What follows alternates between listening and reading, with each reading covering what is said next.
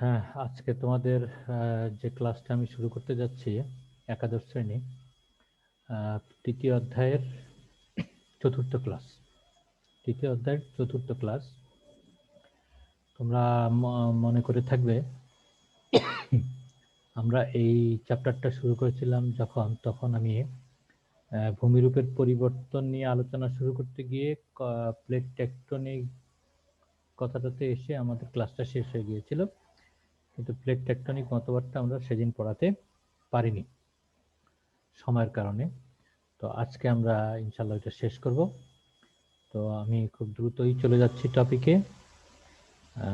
তোমরা যেটা জানো যে পৃথিবীর উপরে যে ভূত্বক, ভূত্বক স্থির না, সদা পরিবর্তনশীল।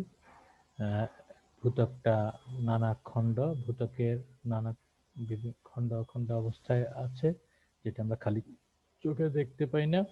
এই খণ্ডগুলো একদিক থেকে আরেকদিকে চলাচল করে, যেটাকে আমরা বলছি প্লেট টেকটনিক। এখানে দেখো, এই যে তৃতীয় নম্বর চ্যাপ্টারটার কথা বলছিলাম যে ভূ আলোড়ন, এই ভূ আলোড়নের মধ্যে পৃথিবীর আকস্মিক পরিবর্তন পাঁচ সঞ্চালনের কারণ ব্যাখ্যা করতে পারবে। এই এই এই শিখন ফলটা অ্যাচিভ করার জন্য আমরা পাঁচ সঞ্চালন পৃথিবীর আকস্মিক পরিবর্তন এই অংশটা নিয়ে আলোচনা করছি। তাহলে দেখো, এই আইডিয়াটা মূলত আসছে 1950 দশকের শেষে এবং 1960-এর শুরুর দিকে, যখন জানা গেল যে সাগর তল বা সি ফ্লোর সম্প্রসারিত হচ্ছে। আমরা যে সমুদ্র দেখছি সেই সমুদ্রটা ধীরে ধীরে আরো চওড়া হচ্ছে, এরকম যখন আমরা জানতে পারলাম আটলান্টিক মহাসাগরের সম্বন্ধে, তখন এই ধারণাগুলো আরো মানে ভিত্তি পায়। আমরা যদি আরেকটু পিছনের দিকে যাই, তোমাদের এখানে একটা ইতিহাসটা একটু দেখে নিই আমরা, তারপরে আবার যাব। হ্যাঁ, দেখো যে পাঁচ সঞ্চালন মতবাদটা পৃথিবীর বৈচিত্র্যময় ভূমিরূপ ব্যাখ্যা এবং পর্বতের গঠন ব্যাখ্যায় একটা আধুনিক মতবাদ। আধুনিক ভূবিজ্ঞানীদের মধ্যে 1960 সালে ভূবিজ্ঞানী টুজো উইলসন আর ফরাসি বিজ্ঞানী পিটের প্রথম পাঁচ সঞ্চালন মতবাদ পর্বত গঠন সম্পর্কে ধারণা দেয়। তারপরে 1960 সালে ভূবিজ্ঞানী হেস আর 1963 সালে ভূবিজ্ঞানী ভাইন ও ম্যাথিউস, 1964 সালে উইলসন এই মতবাদের সপক্ষে যুক্তি তুলে ধরেন। 67 সালে মর্গান, ডব্লিউ.জে মর্গান এবং ফরাসি ভূবিজ্ঞানী জেভিয়ার লিপিচন 1968 সালে পাঁচ সঞ্চালন মতবাদ সম্পর্কে আরো বিস্তারিত ধারণা প্রদান করেন। এবং এই যে একদল বিজ্ঞানীদের প্রচেষ্টায় আর তথ্য প্রমাণাদি যখন আমাদের কাছে বিজ্ঞান আরো অগ্রসর হলো, 60-এর দশকের পরে আমরা দেখছি যে আমাদের কাছে যখন প্রমাণিত মানে বৈজ্ঞানিক প্রমাণগুলো যখন হাজির হয়ে গেল, তখন আমরা বলতে পারছি যে হ্যাঁ, পাঁচ সঞ্চালন ঘটছে। অর্থাৎ ভূত্বকের বিভিন্ন খণ্ড একদিক থেকে আরেক দিকে নড়াচড়া করছে বিধায় পৃথিবীর বর্তমানের ভূমিরূপের বিন্যাস তৈরি হয়েছে। কথাটা আমি এটা আমরা পাঁচ সঞ্চালন মতবাদটা কিভাবে আসলো সেটার হালকা আমি ভূমিকা দিলাম। এবার আমরা আবার আগের জায়গায় চলে যাই, যে এই পাঁচ সঞ্চালন মতবাদের একটা কথা হলো যে আমাদের যে স্থেনোস্ফিয়ারটা হলো আপার মেন্টল। মেন্টল মানে হলো, এখানে আমরা দেখতেছি যে মেন্টল, আর এই পাতলা যে আবরণটা এটা হলো ক্রাস্ট, আর তার নিচে এই লালটা হলো মেন্টল, আর এই মেন্টলের নিচে হলো কোর। মানে পৃথিবীর আমরা যদি পুরা গোলকটাকে যদি ভিতরের দিকে ভাগ করি, তাহলে আমরা জানি কেন্দ্রমণ্ডল, গুরুমণ্ডল, কেন্দ্রমণ্ডল, গুরুমণ্ডল, অশ্বমণ্ডল পাবো। এই যে গুরুমণ্ডল বা স্থেনস যে গুরুমণ্ডল, যেটা এটা একটা হলো কি আমরা লিথোস্ফিয়ার, তারপরে এটা হলো সেন্ট্রোস্ফিয়ার কেন্দ্রমণ্ডল, মানে বেরিস্ফিয়ার বা বাংলায় আমরা বলতেছি গুরুমণ্ডল। এই গুরুমণ্ডলের আবার দুইটা অংশ, একটা হলো গিয়া আপার মেন্টল আর একটা হলো লোয়ার মেন্টল। লোয়ার মেন্টলটা হলো কেন্দ্রের দিকে, আর আপার মেন্টলটা হলো তোমার উপরের দিকের। এই আপার মেন্টলটাকে বলছে স্থেনোস্ফিয়ার।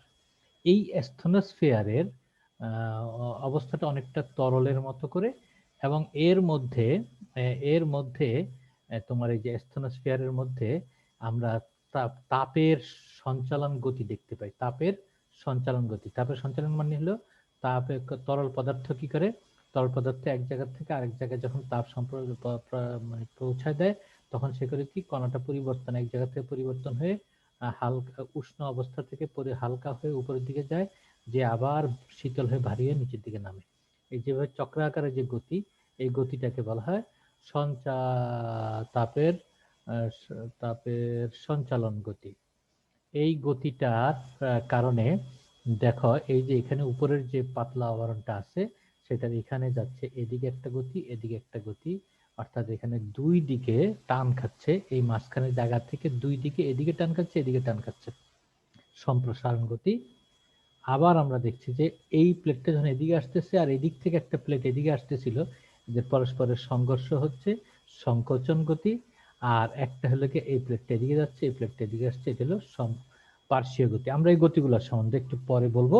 আমরা জাস্ট এখানে বলতে চাচ্ছি যে আপার ম্যান্টল যেটা, সেটাকে আমরা বলছি স্থেনোস্ফিয়ার। এই স্থেনোস্ফিয়ারের উপরে ভাসমান অংশটা, স্থেনোস্ফিয়ারের উপরে ভাসমান অংশটা নড়াচড়া করে, অর্থাৎ এই ক্রাস্ট যেটা আমরা পৃথিবীর উপরে শক্ত জায়গা যেটা দেখছি, যেখানে ঘরবাড়ি করছি, থাকছি, কোনো নড়াচড়া আমরা লক্ষ্য করি না, মাঝে মাঝে ভূমিকম্প ছাড়া, এই অংশটা আসলে একটা বড় বড় জাহাজের পাটাতনের মতো করে আমাদেরকে নিয়ে ভাসছে একদিক থেকে আরেক দিকে। আমরা এর পরের স্লাইডে যাই, সেখানে আমরা দেখছি যে পাত সঞ্চালনের মূল তত্ত্বটা কি বলছে। যে পাত সঞ্চালন তত্ত্বে বলা হচ্ছে অশ্বমণ্ডলে পৃথক ও সুস্পষ্ট ভূগঠনিক প্লেট বিদ্যমান রয়েছে। প্লেট যেগুলি সান্দ্র ধরনের স্থেনোস্ফিয়ারের উপরে ভাসমান রয়েছে। সান্দ্র মানে হইলো একেবারে তরল না, আবার একেবারে কঠিন না, এরকম একটা লেয়ার। তাহলে এই লেয়ারের উপর এটা ভাসমান। অশ্বমণ্ডলীয় পাতগুলি বিভিন্ন প্রাকৃতিক শক্তি দ্বারা খুবই মন্থর গতিতে বিভিন্ন দিকে সঞ্চারমান। পাতের গতি বছরে 10 থেকে 40 মিলিমিটার। বুঝতে পারছো কত কম, মানে খালি চোখে এটা কোনো মতেই ট্রেস করা যায় না। এই 2 থেকে 2.5 সেন্টিমিটার, বা এই যে আমরা বলতেছি 40, আমরা বলতেছি 10 সেন্টিমিটার মানে 1 সেন্টিমিটার, 10 মিলিমিটার মানে 1 সেন্টিমিটার। 1 সেন্টিমিটার নড়াচড়া যদি তোমার বছরে হয়, এটা কি বোঝা যাবে? বোঝা যাবে না। কিন্তু কোটি বছরে যদি 1 সেন্টিমিটার করে হয়, তাহলে কিন্তু এটা অনেক বড় ফ্যাক্টর। সেই কারণে আমরা বলতে পারি যে এই গতিটাকে ধীর গতি। আর মহাদেশ এবং এবং এবং আমাদের যে পর্বতগুলা, মূলত এই পর্বতগুলা ধীর গতির কারণেই সৃষ্টি হয়েছে। অর্থাৎ আমরা যে ভূ আন্দোলন আগের দিন আলোচনা করেছিলাম, যে একটা হলো গিয়ে আকস্মিক আন্দোলন, আর একটা হলো ধীর আন্দোলন। এই ধীর আন্দোলনের দুইটা ভাগ, একটা হলো মহীভাবক বা মহাদেশ সৃষ্টিকারী, আর একটা হলো গিরিজনী বা পর্বত সৃষ্টিকারী। তাহলে আমরা এবার চলে আসি যে এইখানে দেখাচ্ছে কতগুলা প্লেট, এখানে কতগুলা প্লেট দেখাচ্ছে। তা আমরা এই প্লেটে যাওয়ার আগে একটা ভিডিও দেখে নেই। আচ্ছা, প্লেটে যাওয়ার আগে আরেকটু ভিডিওতে দেখার আরেকটু কথা বলে নিই, যে বিজ্ঞানীরা এটা প্রমাণ করতে পেরেছে যে সারা পৃথিবীর উপরের অংশটা এরকম ছোট ছোট ছোট ছোট কতগুলা টুকরা টুকরা ভাগ। প্লেট, একটা প্লেট মনে করো একটা কাচের বাসন তোমার হাত থেকে পড়ে গেলে কি হবে, তার ধারটা এরকম বাঁকা বাঁকা বাঁকা বাঁকা খাস খাস খাস খাস খাস খাস করে কয়েকটা টুকরায় বিভক্ত হয়ে যাবে। মনে করো 5টা টুকরায় বিভক্ত হলো। এখন তুমি যদি এই 5টা টুকরাকে যদি আবার একত্র আনো, তাহলে একটা খাজের ভিতরে আরেকটা খাজ এরকম করে ঢুকে যাবে, এই যে খাজের ভিতরে ঢুকে যাবে, করাতের দাঁতের মতো ঢুকে যাবে। করাতের দাঁতকে বলা হচ্ছে জিগস। তাহলে এই জিগস ফিটিং, এই যে এখানে দেখো তারা বলতে চাচ্ছে যে এই প্লেটটা এসে আফ্রিকার এই জায়গাতে লেগে যাচ্ছে, আমেরিকার এই জায়গাতে লেগে যাচ্ছে, এখানে একটা লেগে যাচ্ছে, এখানে একটা লেগে যাচ্ছে। আচ্ছা, আমরা জিগস ফিটিংটাকে আমরা ওয়েগনারের প্যানজিয়া বলতে গিয়ে আমরা তখন দেখাবো। বিজ্ঞানীরা ওখানে দেখতে পায় যে সাউথ আমেরিকার এই জায়গাটা যেরকম বেরিয়ে আছে বাইরের দিকে, পূর্ব দিকে, আবার আফ্রিকার এই জায়গাটা গর্ত আছে, এই জায়গাটাতে গর্ত আছে। দেখো খেয়াল করে, এই জায়গাটা ফুলা, এই জায়গাটা গর্ত, এটা হলো আফ্রিকা মহাদেশ, সাদা অংশটা। আর এই যে সাউথ আমেরিকা, দক্ষিণ আমেরিকার ম্যাপটা হলো এরকম। তাহলে এইটার এই জায়গাটা প্রসারিত, আর এইটা ভিতরের দিকে ঢুকানো। এখন তুমি যদি এইটাকে কোনো মতে এনে এখানে নিয়ে আসতে পারো, দেখবে যে এই উচ্চা জায়গাটা এখানে লেগে যাচ্ছে। অর্থাৎ ওই যে হাতের থেকে প্লেট ভেঙে গেলে যেরকম খাঁজটা থাকে, ওই খাঁজের মধ্যে একটা সাথে আরেকটা টুকরা আমরা ইচ্ছা করলে লাগাতে পারি। এই লাগাতে পারি মানে হলো এই টুকরাটা এই প্লেটটার থেকে তৈরি হয়েছে, বড় প্লেটটা থেকে। একইভাবে এই প্লেটটা থেকে যেটা টুকরা হয়ে গেছে, এই অংশটা তাহলে বাড়তি হয়েছে সেই কারণে, আর এখানে গর্ত হয়ে গেছে কারণ এই গর্ত থেকে এদিকে চলে গেছে। এইভাবে লেগে যাওয়াটাকে বলে জিগস ফিটিং। বিজ্ঞানীরা দেখেছে যে এরকম সারা পৃথিবীর মানচিত্র বর্তমানে যেটা আছে সেটাকে যদি আমরা একটা কাগজের মধ্যে থেকে কেটে কেটে কেটে কেটে এনে তারপরে যদি আমরা একত্র করি, তাহলে মোটামুটি একটা জায়গায় এসে লেগে যায়, যেটাকে বলা হচ্ছে প্যানজিয়া। কথাটা মনে রেখো, প্যানজিয়া। আমরা একটু পরে ভিডিও দেখাবো, সেই ভিডিওতে তোমাদেরকে প্যানজিয়ার কথা আবার আমরা তখন দেখাতে পারবো। আচ্ছা, যাই হোক, এই যে ছোট ছোট ছোট ছোট টুকরা, এই প্রত্যেকটা খণ্ড বা টুকরাকে বলা হচ্ছে প্লেট, যেটা তোমার ধরো 100 কিলোমিটার পর্যন্ত পুরু হতে পারে। এবং এই পুরু পুরু প্লেট গুলা তোমার ওই যে ফেরিতে দেখো না, যে জাহাজের আমরা 20টা 30টা ফেরি বাস একটা ফেরির উপরে উঠায় দেই, ফেরির উপরে উঠে দিয়ে ফেরি চলতে থাকে, বাসগুলা নড়াচড়া করে না এবং বুঝতেও পারে না। তো অনেক বড় ফেরি হয়, তাহলে বুঝতে পারবে না যে আমাকে কে নিয়ে যাচ্ছে। এরকম করে এই প্লেট গুলা ভাসমান, তার উপরে আমরা সবাই আছি। এত বড়, এত হাজার হাজার মাইল তারা চড়া, যে এবং এত ধীরে মুভ করে যে আসলে এটা আমরা টের পাবো না যে আমরা নড়াচড়া করছি। তাহলে মূল কথা হলো যে সারা পৃথিবীতে যে আমরা ভূত্বক দেখছি সেটাকে অখণ্ড দেখছি, আসলে সেটা অখণ্ড না, সেটা আসলে ফাটল ফাটল ফাটল ফাটল হলো অনেকগুলা ছোট ছোট ছোট ছোট খণ্ডতে বিভক্ত। যে খণ্ডগুলা নিচের যে আপার মেন্টাল বা স্থেনোস্ফিয়ার, একটা সান্দ্র স্তর, তার উপরে ভাসমান, এবং এটা বিভিন্ন কারে বিভিন্ন দিকে গতিশীল। এই গতিশীল হওয়ার কারণে তাদের মধ্যে বিভিন্ন ঘটনা ঘটে। এই যে প্লেট গতিশীল হয়ে তাদের মধ্যে বিভিন্ন ক্রিয়া প্রতিক্রিয়া, যে ভূমিরূপ তৈরি হচ্ছে, এইটাকে বলা হচ্ছে প্লেট টেকটনিক থিওরি। টেকটনিক মানে হলো প্লেটের গতির কারণে যে সংঘর্ষ বা অন্য যে ঘটনাগুলো ঘটছে, এটা হলো টেকটনিক। আমরা আবারও ফেরত চলে যাই। দেখো, এটাতে যাব না। এই বিজ্ঞানীরা মোট 27টা পাত বা প্লেটের সন্ধান পেয়েছে, তার মধ্যে 7টা খুব বড়, 20টা হলো ছোট। বড় 7টার নাম হলো প্রশান্ত মহাসাগরীয়, ইউরেশীয়, অস্ট্রেলীয় প্লেট, উত্তর আমেরিকা, দক্ষিণ আমেরিকা, আফ্রিকা, অ্যান্টার্কটিকা। তাহলে আমরা আবার এই ম্যাপটাতে একটু দেখি।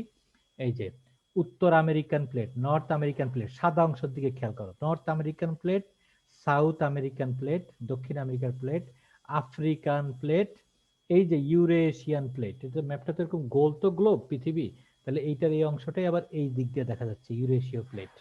তাহলে ইউরেশীয় প্লেট। তারপর আমরা বলছি প্রশান্ত মহাসাগরীয় প্লেট বা প্যাসিফিক প্লেট। আর তারপরে আমরা বলছি যে অ্যান্টার্কটিক প্লেট, অ্যান্টার্কটিক প্লেট। এই যে এটা। তাহলে 7টা হলো। আবার দেখো, 1 উত্তর আমেরিকা, 2 দক্ষিণ আমেরিকা, 3 আফ্রিকা, 4 ইউরেশিয়া, তারপরে 5 হলো প্রশান্ত মহাসাগরীয়, 6 হইলো গিয়া তোমার অস্ট্রেলিয়ান প্লেট, এই যে অস্ট্রেলিয়ান প্লেট, আর 7 হইলো গিয়া তোমার অ্যান্টার্কটিকা প্লেট, অ্যান্টার্কটিক প্লেট। এখন খেয়াল করো, প্লেট গুলার বৈশিষ্ট্য হলো এরকম যে প্লেট গুলা শুধু মহাদেশ নিয়েও তৈরি হইতে পারে, আবার মহাদেশ এবং মহাসাগরের তলদেশ মিলে কিন্তু একটা প্লেট হইতে পারে। যেমন দেখো, প্রশান্ত মহাসাগরীয় প্লেট, এই যে বাদামি রঙের, একেবারে এখান থেকে শুরু করে, এখান থেকে শুরু করে, এখান থেকে শুরু করে, এখান থেকে শুরু করে, এখান থেকে শুরু করে, এখান থেকে শুরু করে, এখান থেকে শুরু করে, পুরাটাই কিন্তু কি সাগর, মহাসাগর, প্রশান্ত মহাসাগর। এটা হলো প্রশান্ত মহাসাগরের প্লেট, হলো একেবারে অ্যাবসলিউট একটা একটা মহাসাগরীয় প্লেট। কিন্তু তুমি খেয়াল করে দেখো সাউথ আফ্রিকান প্লেট, তার যে সাউথ আমেরিকান প্লেট, দক্ষিণ আমেরিকার প্লেট, দেখো এটা এখানে দেখাচ্ছে সাগর, সাগর, এই যেগুলো হলো সাগর, আর এটা হলো ভূভাগ, মহাদেশ। তাহলে মহাসাগরের অংশ মানে আটলান্টিক মহাসাগরের অংশ, আর প্রশান্ত, আর হলো দক্ষিণ আমেরিকা, দুইটা মিলে তারপরে একটা প্লেট, সেটার নাম হলো সাউথ আমেরিকান প্লেট। তাহলে আমরা বললাম যে কিছু প্লেট আছে যেগুলো একেবারেই সমুদ্রের, আর কিছু প্লেট আছে সমুদ্র এবং মহাদেশ মিলে একটা প্লেট। ঠিক আছে, যেমন এখানে দেখাচ্ছে ছোট একটা অ্যারাবিয়ান প্লেট, এটা শুধুমাত্র মহাদেশীয় প্লেট। খেয়াল হয়েছে? খেয়াল করছো? নর্থ আমেরিকান প্লেটে কিন্তু সাগর এবং মহাদেশ দুইটা মিলে আছে। আচ্ছা, এই প্লেটগুলা একটা আরেকটার দিকে চলমান। এখন আসো, এই গতি হওয়ার কারণে আমরা তিনটা ঘটনা খুঁজে পেতে পারি। একটা ঘটনা হইলো যে একটা প্লেট আরেকটা প্লেটের দিকে আসছে, এই যে এই প্লেটটা এই প্লেটের দিকে যাচ্ছে, তাহলে দিকে গেলে কি হবে? সংকোচন, তাদের মাঝখানে দূরত্বটা কমে যাচ্ছে, তাহলে এটাকে বলা হয় সংকোচন গতি। তাহলে একটা গতি আমরা পেলাম, সংকোচন গতি। আবার দেখো তোমার এই যে এখানে আটলান্টিক মহাসাগরের নিচে এই যে রেখাটা, সাউথ আমেরিকা আর আফ্রিকা, এদিকে দিছে তীর, এদিকে দিছে, আর এখান থেকে তীর দিছে এদিকে, অর্থাৎ একটা আরেকটা দিকে দূরে সরে যাচ্ছে, এটাকে বলা হয় সম্প্রসারণ গতি এই জায়গাতে। আর আরেকটা গতি হলো তোমার পার্শ্বীয় গতি। পার্শ্বীয় গতিটা হলো একটা আরেকটার পাশ দিয়ে ঘেঁষে চলে যাচ্ছে আরেক দিকে। এটা এখানে দেখানো হয় নাই, কিন্তু আমরা এই ফিগারটার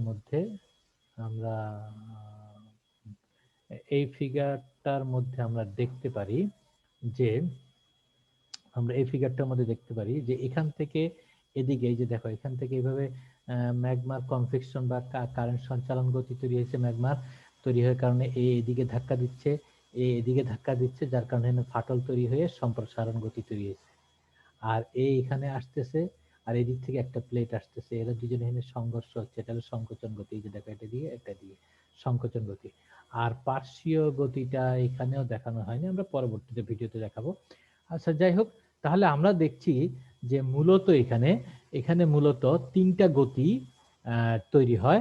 একটাকে বলা হয় সংকোচন গতি, একটা প্লেট আরেকটা প্লেটের দিকে আসে। আর একটা বলা হয় সম্প্রসারণ গতি, একটা প্লেট আরেকটা প্লেট থেকে দূরে সরে যেতে থাকে। আরেকটা হলো একটা আরেকটার গা ঘেঁষতে ঘেঁষতে দুইটা দুই দিকে যেতে থাকে, এটাকে বলা হয় পার্শ্বীয় গতি। পার্শ্বীয় গতি। সংকোচন গতিতে দুইটা ঘটনা ঘটতে পারে। একটা হলো যে একটা মহাদেশীয় প্লেট আর একটা মহাসাগরীয় প্লেট। তখন যেহেতু মহাদেশীয় প্লেটের উপাদানটা, গঠনকারী উপাদানটা পাতলা এবং সে যেহেতু উপরে থাকে, আর মহাসাগরীয় প্লেটটা যেহেতু ভারী, তখন সে তার নিচে ঢুকতে থাকে, তার উপরের দিকে উঠে যেতে থাকে। আর পার্শ্বীয় এখানে চলে গিয়ে এখানে এদিকে সরে যাবে, এদিকে সরে যাবে, মাঝখান থেকে ফাঁকা জায়গাটাতে ম্যাগমা ঢুকবে। আর পার্শ্বীয় গতিটার মধ্যে হয় কি, এদিকে চলে যেতে থাকে, এদিকে চলে যেতে থাকে, মাঝখান জেলা এখানে অগ্নুৎপাত হতে পারে।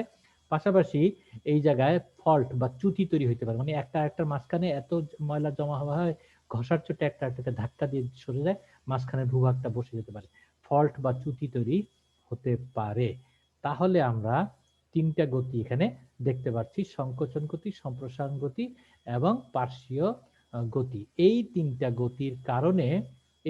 গতির কারণে ভূভাগগুলা তৈরি হবে, নানা রকমের ভূভাগ তৈরি হবে। আমি এখনই ইচ্ছা করে বলছি না ভূভাগটা, কারণ আমি ভিডিও দেখাবো সেজন্য। তাহলে খেয়াল করে দেখো এই গতিগুলা কেন হচ্ছে। আমরা বলছি এই গতিটা হচ্ছে পরিচলন স্রোতের কারণে। কোনটা পরিচলন স্রোত? ওই যে একটু আগে আমি যে একটা ছবি দেখালাম রঙিন ধরনের, এই যেটা বলে পরিচলন স্রোত। যে এখানে যেহেতু প্রচন্ড তাপ লোয়ার ম্যান্টলে, সেই তাপের কারণে উত্তপ্ত হয়ে কণাগুলো উপরের দিকে যায় তরল পদার্থের মতো করে, যেমন চায়ের কেটলির মধ্যে চা পাতা দিলে চা পাতাগুলো চায়ের কেটলির মধ্যে ঘুরতে থাকে, এরকম করে। এটাকে বলে পরিচলন স্রোত। এই যে পরিচলন স্রোত বলে এটাকে, তাপের পরিচলন স্রোত। তাপের পরিচলন স্রোতটা এখান থেকে এদিকে উঠছে, এদিকে উঠছে, তখন এই মাঝখান থেকে দুই দিকে, এটা এদিকে ঘুরছে, এটা এদিকে ঘুরছে, সেই কারণে এটা এখান থেকে সরে যাচ্ছে, এটা এখান থেকে সরে যাচ্ছে। এবং এই প্লেটটার উপরে তখন দুই দিকে টান হবে এবং এটা ছিঁড়ে যাবে মাঝখান দিয়ে। ছিঁড়ে গেলে এখান থেকে লাভা তৈরি হয়ে যাবে, লাভা ঢুকে এই জায়গা দিয়ে বের হবে, বের হলে পরে এখানে সম্প্রসারণ গতি হবে। এই যে ধীরে ধীরে বের হয়ে দূরে সরে যাচ্ছে, এখানে লাভা তৈরি হচ্ছে, আবার এও সরে যাচ্ছে, আবার নতুন স্তর, আবার নতুন স্তর, আবার নতুন স্তর, আবার নতুন স্তর, এইভাবে ধীরে ধীরে সম্প্রসারণ হয়। আর সংকোচন কি? এই যে দেখো মহাদেশীয় প্লেট আর এটা ধরো মহাসাগরীয় প্লেট, তাহলে এইটা যখন এটা কাছাকাছি আসলো, এইটা এদিক থেকে আসতেছে, এই যে এটা এদিক থেকে আসতেছে কন্টিনেন্ট, আর এইটা এদিক থেকে যাচ্ছে, তখন হবে কি কন্টিনেন্টের নিচে এই মহাসাগরের প্লেটটা ঢুকে যাচ্ছে। ঢুকে যাওয়ার সময় এটাকে বলা হচ্ছে সংকোচন গতি, সংকোচন গতি। আর পার্শ্বীয় গতিটা হলো যদি একটা আরেকটা থেকে পারস্পরিক বিপরীত দিকে চলে যায়, যেটা আমরা আনাতোলিয়াতে দেখব। তাহলে আমরা বলছি এইটা কি কারণে হচ্ছে। তাহলে একটা হলো গিয়া তোমার কারণ হলো যে পৃথিবীর এই যে ভিতরে যে তাপ, সেই তাপের কারণে যে পরিচলন স্রোত হয়, সেটার কারণে এইটা হইতে পারে। দুই নম্বর কারণ কি হইতে পারে? দুই নম্বর কারণ হলো যে ওরা বলতে চাচ্ছে যে 2 নম্বর কারণ হলো যে ঠেলা পদ্ধতি, একটা একটাকে উপরের দিকে নিচের দিকে ধাক্কা দেয়। আকর্ষণ পদ্ধতি, আকর্ষণ পদ্ধতিটা হলো এই যে জায়গাতে খেয়াল করো, এই স্রোতটা যদি তোমার এই যে এখান দিয়ে যে নিচের দিকে যাচ্ছে স্রোতটা, এদিকে যদি আরেকটা নিচের দিকে স্রোত থাকতো তাহলে পরস্পর পরস্পর দিকে আসতে থাকতো। এই যে যেমন এইটা হলো এদিক থেকে উঠে এসে এটা আবার এদিকে নিচের দিকে স্রোত, এদিক থেকে একটা স্রোত উঠে এসে এদিকে নিচের দিকে যাবে, তাহলে এই স্রোতটা এনে একে ঠেলতেছে, এই স্রোতটা এনে একে ঠেলতেছে, তাহলে এইটা হলো গিয়ে তোমার কি স্রোত বলতেছে এটাকে, আকর্ষণ স্রোত।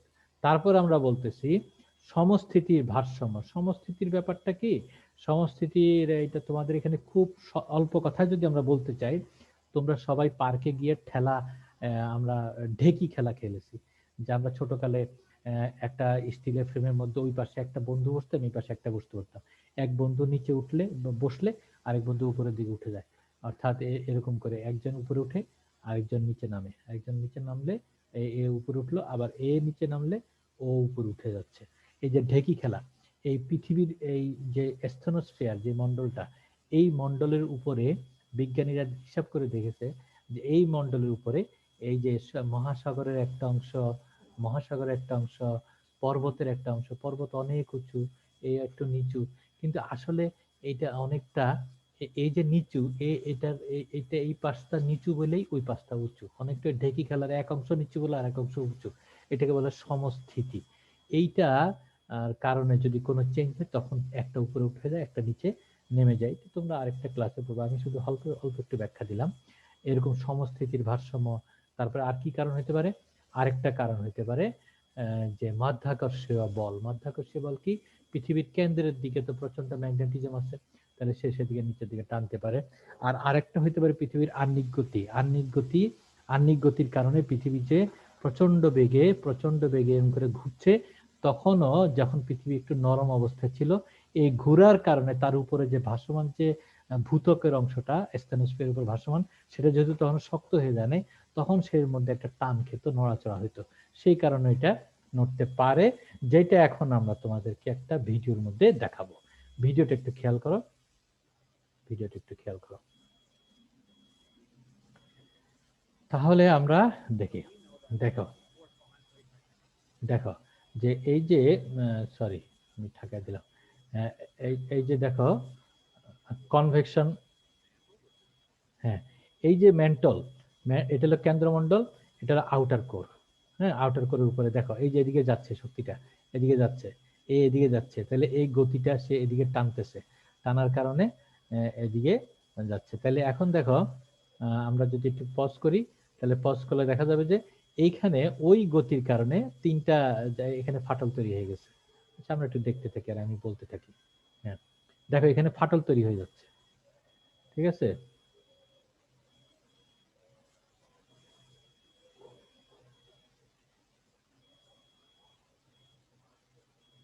হ্যাঁ দেখো এখানে এই যে ভিতরে যে আমি বলছিলাম পরিচলন স্রোত একটা পাত্রের মধ্যে, এই যে পরিচলন স্রোত গুলা দেখাচ্ছে যে আমাদের কেন্দ্রমণ্ডলের বাইরে যে স্থনোস্ফিয়ার মানে এদিক থেকে এদিকে ঘুরতেছে, এদিক থেকে ওদিকে ঘুরতেছে, এই ঘোরাঘুরির মধ্যেই এই প্লেটটা এদিকে যাচ্ছে, এই প্লেটটা এদিকে যাচ্ছে, এবং এখানে টান খেয়ে এখানে ফেটে যাবে, আবার এইখানে এসে একটা একটা নিচে ঢুকে যাচ্ছে, সেজন্য একটু লাভা তৈরি এখানে ফুলে যাচ্ছে। তাহলে দেখো এখানে একটা সম্প্রসারণ গতি হলো যেখানে স্প্রেডিং, আর এখানে হলো সংঘর্ষ যেখানে কলিশন। আর এইটা এদিকে যাচ্ছে, এইটা এদিকে যাচ্ছে, তাহলে এখানে হলো পার্শ্বীয় গতি, opposite direction, parallel but in the opposite direction, অর্থাৎ পার্শ্বীয় গতি। দেখো তাহলে এখানে পার্শ্বীয় গতি, এখানে সম্প্রসারণ গতি, এখানে সংকোচন গতি হচ্ছে। তাহলে এখন কি হয় দেখো, যেমন আমরা যদি দেখি যে ইউরেশীয় প্লেট, এই যে ইউরেশীয় প্লেটটার দিকে জাপানের জাপানের নিচে প্যাসিফিক প্লেটটা ঢুকে যাচ্ছে, দেখো জাপানের নিচে প্যাসিফিক প্লেটটা ঢুকে যাচ্ছে, ইউরেশিয়ার প্লেটের অংশ জাপান।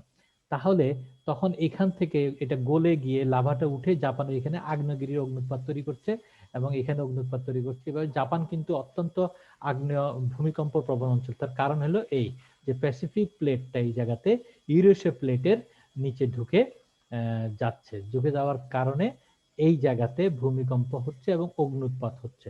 তোমরা জানো যে ফুজিয়ামা এটা একটা আগ্নেয়গিরি, এরকম অনেকগুলো আগ্নেয়গিরি ওখানে আছে, কিছু কিছু অ্যাক্টিভ আছে, তারা কদিন পর পরই বিস্ফোরণ ঘটায়। দেখি ওরা কি বলতেছে। হ্যাঁ শোনো, এই যে এখানে গিয়ে ম্যাগমা, শিলা গলে গিয়ে যখন তরল হয় তখন তাকে বলে ম্যাগমা, সেই ম্যাগমা উপরের দিকে যাচ্ছে।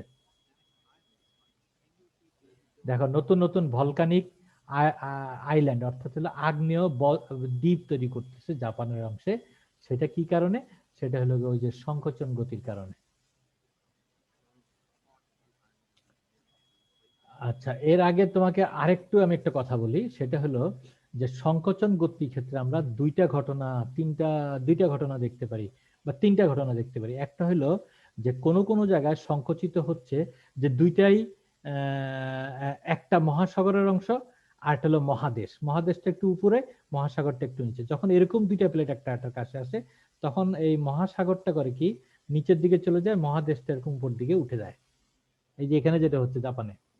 আরেকটা হলো যে দুইটাই মহাসাগরীয়, তখন দুইটাই মহাসাগরের এরকম হয়ে ওখানে এইভাবে উঠে যেতে পারে, পেটের নিচের দিকে যেতে পারে।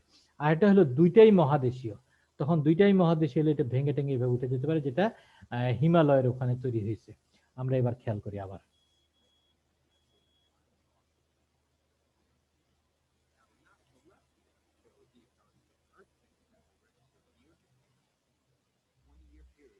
দেখো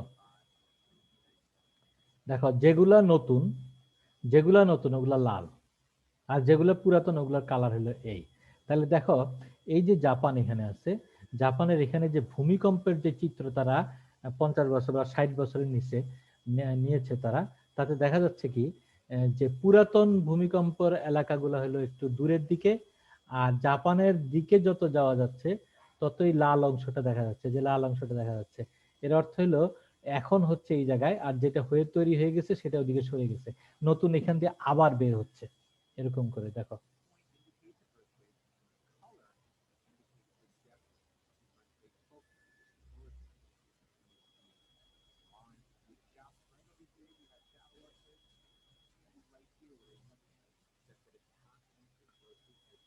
হ্যাঁ তাহলে, হ্যাঁ তাহলে এখন এখানে আবার তারা দেখাচ্ছে কি যে সমুদ্রের প্লেটটা এসে এই যদি মহাদেশের নিচে ঢুকে, সমুদ্রের প্লেটটা এই যে সমুদ্রের প্লেটটা যদি এসে মহাদেশের নিচে ঢুকে, তখন সে করে কি মহাদেশের কর্নারের অংশটাকেও উপর দিকে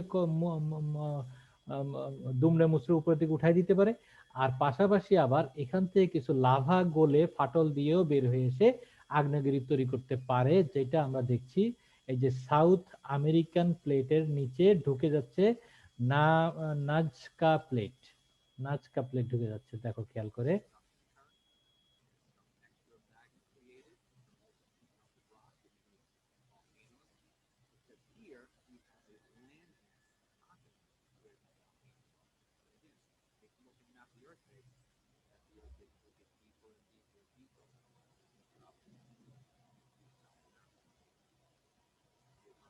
হুম, যে ভিতরের দিকে অনেক পুরাতন আগ্নেয়গিরি গুলা, আর সামনে এদিকে যত যেতে থাকবো তত নতুন আগ্নেয়গিরি গুলা।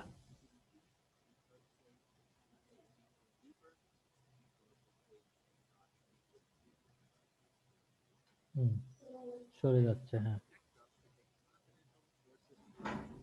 হ্যাঁ এখন কি হচ্ছে, মহাদেশের সাথে মহাদেশের যদি সম্পর্ক হয়, এখানে এটা দেখাচ্ছে, দেখো যে দুইটা মহাদেশ এসে কিভাবে সংঘর্ষে লিপ্ত হচ্ছে, দেখো। হুম, এই যে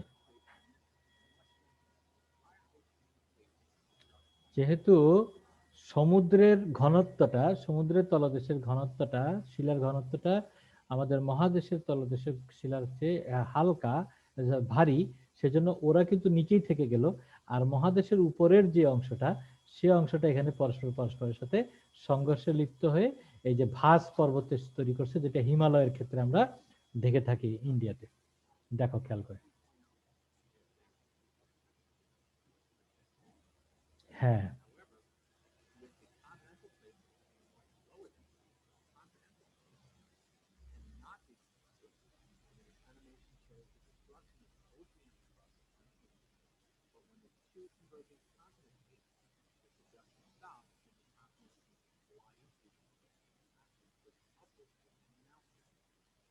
এই যে দেখো ইন্ডিয়া আসছে এখানে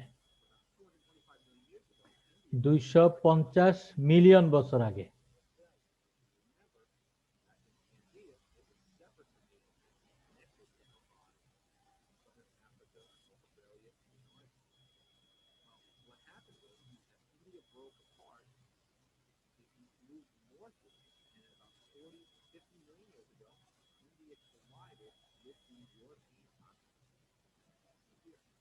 এই যে ইন্ডিয়া এসে যুক্ত হচ্ছে।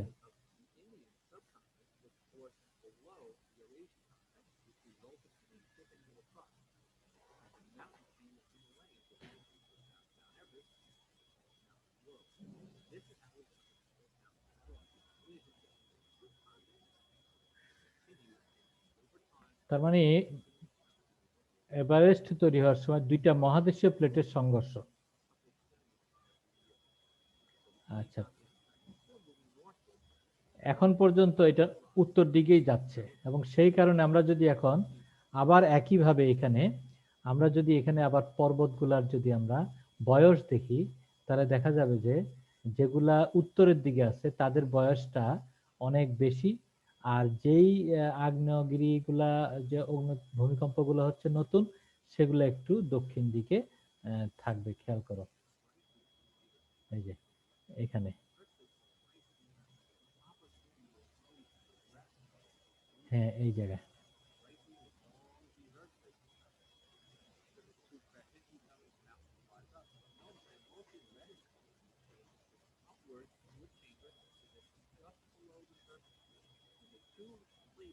হ্যাঁ, এখন মিড আটলান্টিক রিজের মধ্যে আমরা দেখতেছি আটলান্টিক মহাসাগরের মাঝখানে আমরা দেখতেছি যে দুই দিকে সরে যাচ্ছে এবং সমুদ্রের তলদেশটা প্রসারিত হচ্ছে। C floor spreading, C floor spreading বলতেছি এই জায়গাতে। দেখো আমরা ওর আগের স্লাইডে দেখলাম সংকোচন গতি, এখন আমরা দেখাচ্ছি সম্প্রসারণ গতি। এবং এটা সবচেয়ে বড় ভালো দৃষ্টান্ত হলো কোথায়, আটলান্টিক মহাসাগরের তলদেশের সীমানা ফেটে যাচ্ছে, ফেটে গিয়ে সেখান থেকে লাভা বের হচ্ছে। এই যে লাভা বের হচ্ছে, বের হয়ে এই দুইটা প্লেট দুই দিকে সরে যাচ্ছে, অর্থাৎ এই যে এইভাবে সরে যাচ্ছে। এবং আমরা দেখতেছি মাঝখানের জায়গাটাতে এই যে নতুন করে লাভা তৈরি হচ্ছে, তার মানে এগুলার বয়স বেশি হবে, এগুলার বয়স কম হবে। দেখো এখানে দেখাচ্ছে যে এই মাঝখানে ফেটে গিয়ে এখানে ডুবন্ত পর্বতমালা তৈরি হচ্ছে, যেটাকে বলা হচ্ছে mid Atlantic ridge. Atlantic ridge, ridge মানে হলো ডুবন্ত পর্বতের মধ্যে আমরা আছি। আর এই পাশেরটা ভূখণ্ডটা আগের ভূখণ্ড, এই পাশের ভূখণ্ডটা আগের ভূখণ্ড। এবং এখান থেকে এই মাঝখানে হলো গিয়া পর্বতগুলার বয়সগুলা, শিলার বয়সটা হলো কম, আর যত আমরা প্রান্তের দিকে যাব তত বয়স বেশি। দেখো এখন তারা আবার দেখাচ্ছে, শুনো কথাটা কি বলে সে।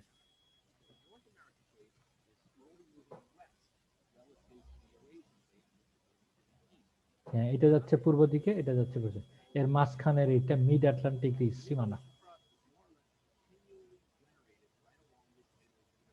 তার মানে এই জায়গাগুলোর বয়স কম এবং যত দূরের দিকে তত দিকে শিলার বয়সটা বেশি। আচ্ছা, আমরা এত সময়টা নিতে পারবো না, তাহলে এই যে দেখো তারা দেখাচ্ছে এখানে।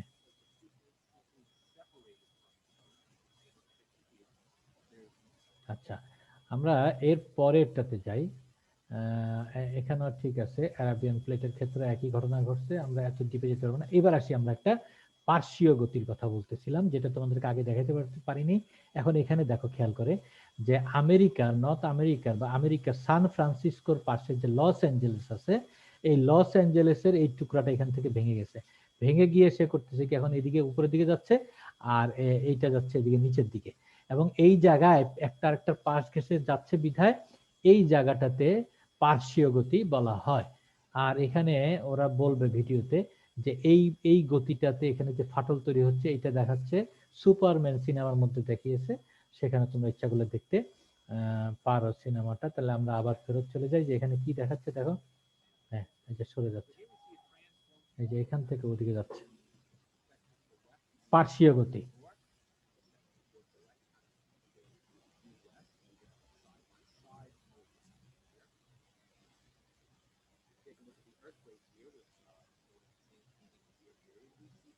20 বছরের ভূমিকম্পের ফোঁটাগুলা দেখাচ্ছে। হুম।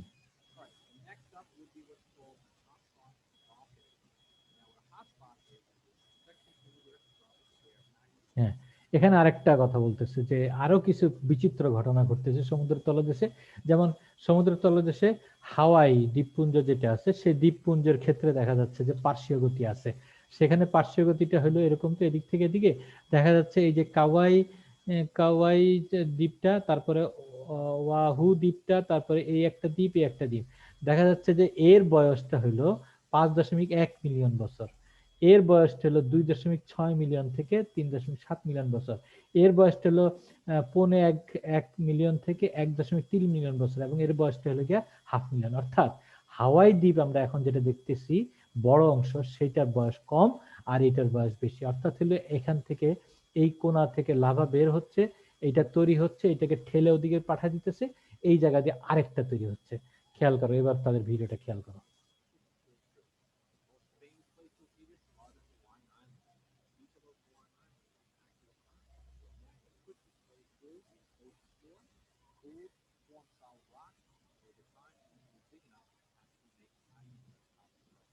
ওই কোয়াই চলে গেছে অনেক দূরে, 5.1 মিলিয়ন আগের বছর, তারপরে ওয়াহাউ, তারপরে মাউই, তারপরে এটা হাওয়াই।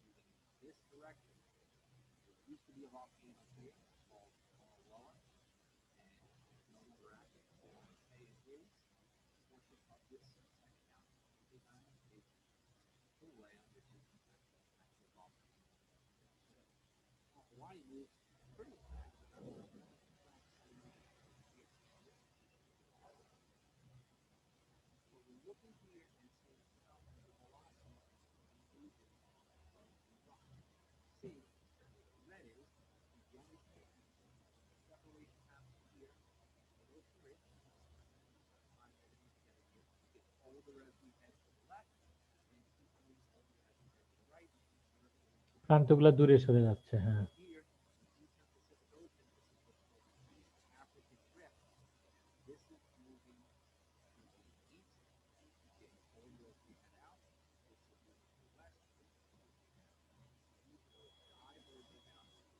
ডাইভার্জিং পার্শ্বীয়। প্রস- প্রস-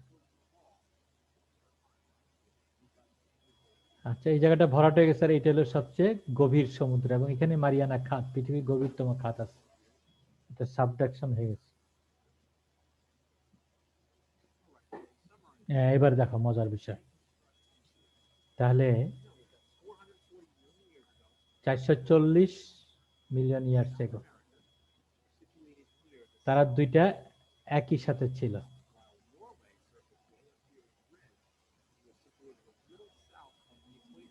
হ্যাঁ, উত্তর আমেরিকা একটু দূরের দিকে ছিল, আফ্রিকা, পেনসিলভেনিয়া এখানে ছিল।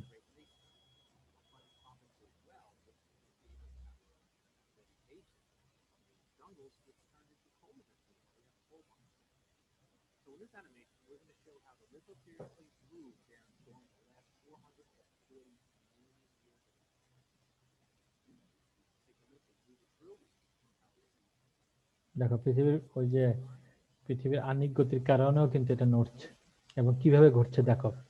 হ্যাঁ, এখানে আমরা একটু পজ করে দেই, তাহলে দেখো এখন এইটাকে বলা হচ্ছে প্যানজিয়া। একসাথে যে মহাদেশগুলোকে একত্র করে যে একসাথে করা যায়, কেটে কেটে কেটে কেটে আমরা যদি একত্র করি তখন এটাকে একটা খণ্ড মনে হবে, এটাকে বলা হচ্ছে প্যানজিয়া, যেটা প্রথম বলেছিল কে, ওয়েগনার। যেটা তখন কেউ বিশ্বাস করে নাই।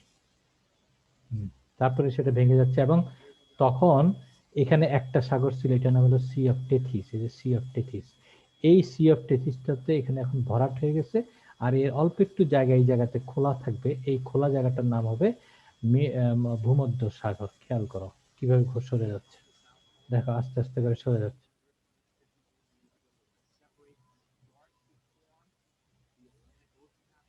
দেখো ভাগ হয়ে যাচ্ছে।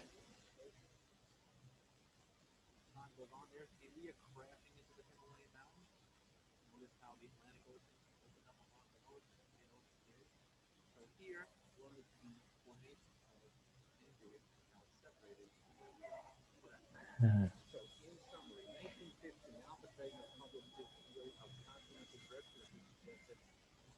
হ্যাঁ, তাহলে এখন সেখানে সামারি করতেছে তারা, একত্র করে শেষ কথা বলতেছে যে 1915 সালে আলফ্রেড ওয়েগনার প্রথম বলছিল যে কন্টিনেন্টাল ড্রিফট, মানে মহাদেশগুলা নড়াচড়া করছে, এক জায়গা থেকে আরেক জায়গায় সরে যাচ্ছে, এই কথাটা সে বলছিল।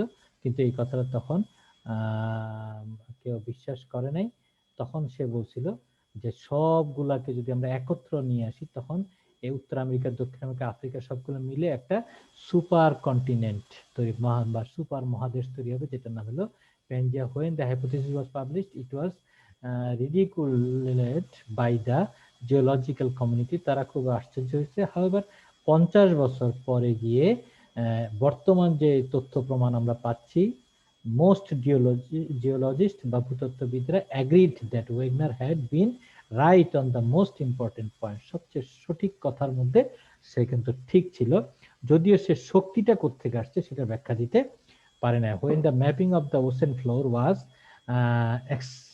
escalated after the Second World War, দ্বিতীয় বিশ্বযুদ্ধের পরে যখন সমুদ্র তলদেশের মানচিত্র তৈরি করাটা যখন সম্ভব হচ্ছে, শিলার বয়স যখন জানা যাচ্ছে, তখন দেখা গেল যে নতুন একটা কথা আসছে, সেটা হলো যে the ocean floor and the magnetic anomalies, অর্থাৎ ওয়েগনার যে বলছিল যে সমুদ্র তলদেশটা মানে নড়াচড়া করছে, সেই কথাটাতে দেখা গেল যে এখানে এসে তথ্য পাওয়া গেল যে সমুদ্র তলদেশ আস্তে আস্তে আস্তে আস্তে সম্প্রসারিত হচ্ছে, আর ওইটার কারণে ওই জায়গাতে একটা ম্যাগনেটিক ফিল্ডের প্রবলেম তৈরি হচ্ছে।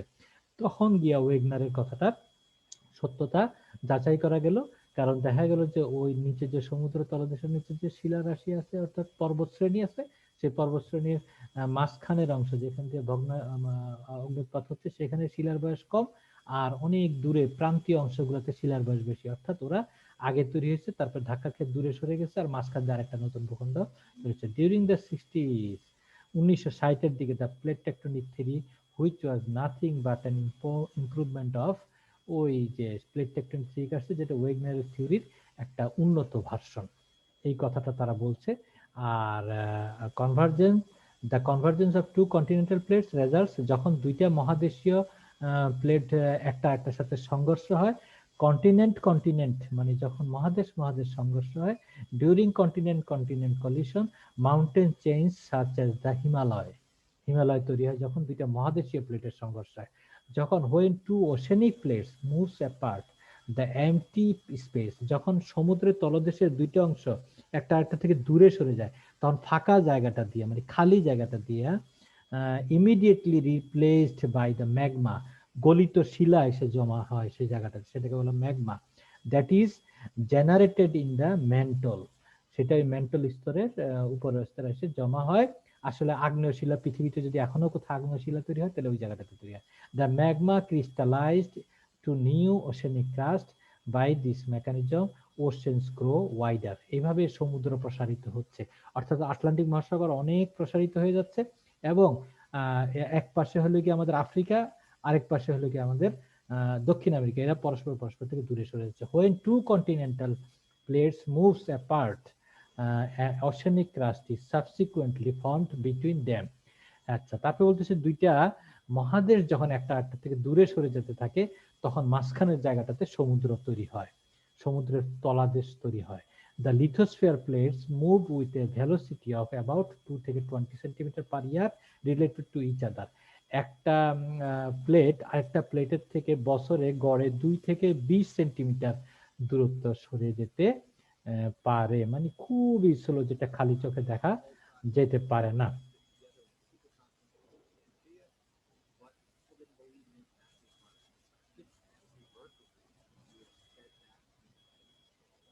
তাহলে আমরা এখানে যেটা বলতে পারি যে প্লেট টেকটনিক এখন মোটামুটি প্রমাণিত একটা সত্য, এবং পৃথিবীতে যে ভূমিরূপ তৈরি হচ্ছে, সেই ভূমিরূপ তৈরির মধ্যে নতুন মহাদেশ, অর্থাৎ পুরাতন মহাদেশ যখন একটা আরেকটা থেকে ভেঙে গেল, পেনজিয়া যখন ভেঙে গেল, পেনজিয়া তো ছিল একটা সুপার কন্টিনেন্ট, একটা মহাদেশ, এটা যখন ভেঙে 7টা বড় টুকরা দুই দিকে সরে গেছে, তখন 7টা মহাদেশ বা 5টা মহাদেশ তৈরি হয়ে যাচ্ছে, তাই তো?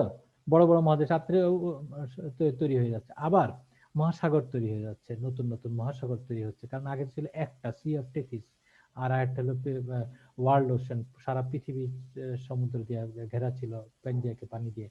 তাহলে এইভাবে নতুন নতুন মহাদেশ তৈরি হচ্ছে। আবার একটা প্লেট যখন একটা প্লেটের সাথে যুক্ত হচ্ছে, সংঘর্ষ হচ্ছে, তখন তার প্রান্তীয় অংশ খুসকে গিয়ে যেখানে যে পর্বত তৈরি হচ্ছে, তাহলে হলো গিয়া গিরিজনী আন্দোলন, মানে পর্বত তৈরি আন্দোলন। এইভাবে প্লেট টেকটনিকের মাধ্যমে আমরা মহাদেশ তৈরির, বর্তমান মহাদেশের বন্টনের এবং ভাস পর্বত তৈরির ইতিহাস আমরা এখানে খুঁজে পাই। এখন ক্লাসটা অনেক বড় হয়ে গেল, সেই জন্য আমি আর সময় নিতে পারছি না। তাহলে তোমাদেরকে এখানে একটু প্রুফটা দেখাই, যে ওয়েগনারের যে প্রুফ, সেই প্রুফটা আবার এই ভিডিওর মধ্যে দেওয়া আছে। যেমন তারা বলতে চাচ্ছে যে প্রমাণটা কি, এই যে যখন সে বলতেছে এই যে ভদ্রলোক ওয়েগনার, সে ওয়েগনারকে তারা করছে কি টিটকারি দিয়ে তারা আবার করছে কি তাকে এই যে পুরানা মানুষের মতো করে তাকে এই যে কাপড় পরা দিছে। আচ্ছা দেখো, তাহলে এই যে একত্রিত অবস্থা অস্ট্রেলিয়া, অ্যান্টার্কটিকা, ইন্ডিয়া, আফ্রিকা, দক্ষিণ আমেরিকা, উত্তর আমেরিকা এবং ইউরেশিয়া, এই প্লেটগুলোকে একত্র এনে যেই একটা মহাদেশ, এটার নাম হলো প্যাঞ্জিয়া, যেটা প্রথম বললো ওয়েগনার।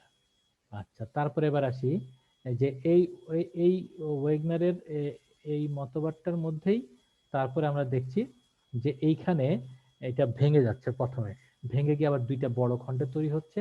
দক্ষিণের খণ্ডটাকে বলা হচ্ছে গন্ডোয়ানা, 150 মিলিয়ন আগে এই ভাঙনটা দেখা যায়, যেখানে বলা হচ্ছে গন্ডোয়ানা। আর এই পাশের থেকে বলা হচ্ছে লরেশিয়া। দেখো, গন্ডোয়ানার এই অংশটা হলো দক্ষিণ আমেরিকার মধ্যে পড়ছে, আফ্রিকা পড়ছে গন্ডোয়ানার মধ্যে, অ্যান্টার্কটিকা গন্ডোয়ানার মধ্যে পড়ছে, ইন্ডিয়া কিন্তু এখানে রয়ে গেছে, ইন্ডিয়া, এই যে অস্ট্রেলিয়া।